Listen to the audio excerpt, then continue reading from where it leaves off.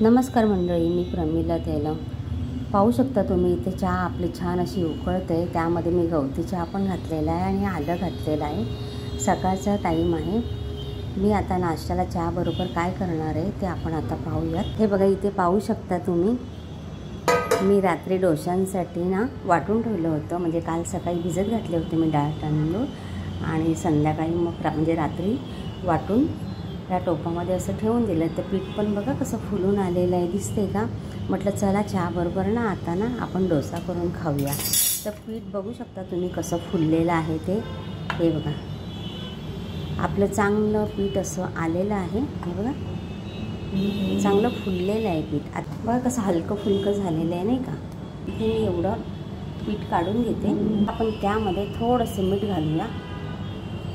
मला असं वाटतं पाणी घालायची गरज नाही आहे, वाटलंच तर थोडंसं पाणी घालू शकता। तुमचं पण पीठ असं जर आलं असेल ना, तुम्हाला वाटलं तर थोडं पाणी घाला त्यामध्ये। आधी मी पहिले एक डोसा करून बघणार आहे।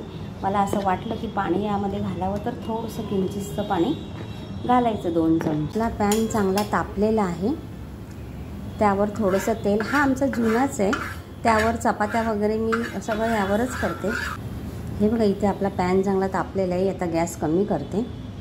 डोसा करायच्या टायमाला किंवा घावणे करायच्या टायमाला आच जरा कमी करायची। हे बघा, इथे मी 2 चमचे घेतले। आपण बघूया, चांगली जाळी पकडलेली आहे बघा, छान अशी जाळी पकडली बघा, बघू शकता तुम्ही। अजून पातळ आणि कुरकुरीत हवा असेल ना तर आपण यामध्ये पाणी टाकू शकतो। असं साईडनी ना थोडंसं असं तेल सोडायचं, म्हणजे त्याच्या कडा असतात ना त्या सुटल्या जातात।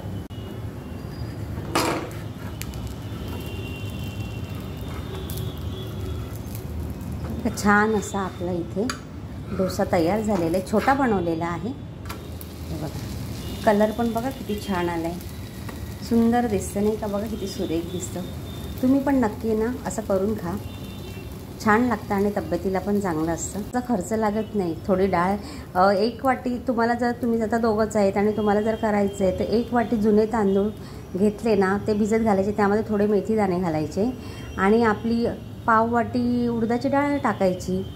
आणि ज्या वेळेला आपण वाटतो त्यावेळेला थोडेसे पोहे भिजत घालायचे आणि पोहे पण वाटून घ्यायचे भिजल्यानंतर, म्हणजे कसं चांगला असा गोल्डन कलर पण येतो पोह्यांमुळे डोशांना। बघा, तुम्ही बघू शकता किती सुंदर दिसते, नाही का?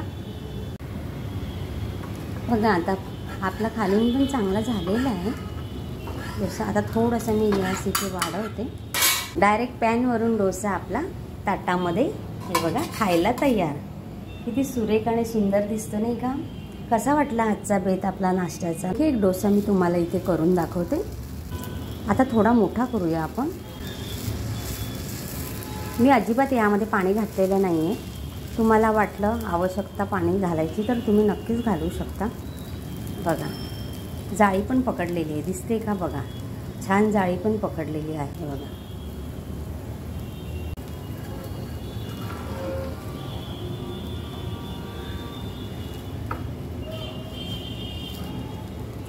पीठ चांगलं फुलल्या गेलं ना की काही टेन्शन नाही।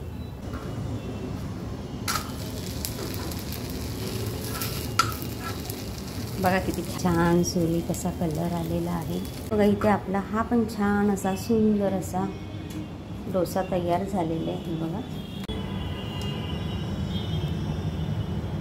हे बघा, पाहू शकता इथे छान असा गरमागरम वाफळलेला चहा, मस्त गवती चहा, आलं टाकून केलेला गरम गरम वाफळलेला चहा आणि मस्तपैकी डोसा। तुम्ही घावणे पण म्हणू शकता, डोसा पण म्हणू शकतो आपण।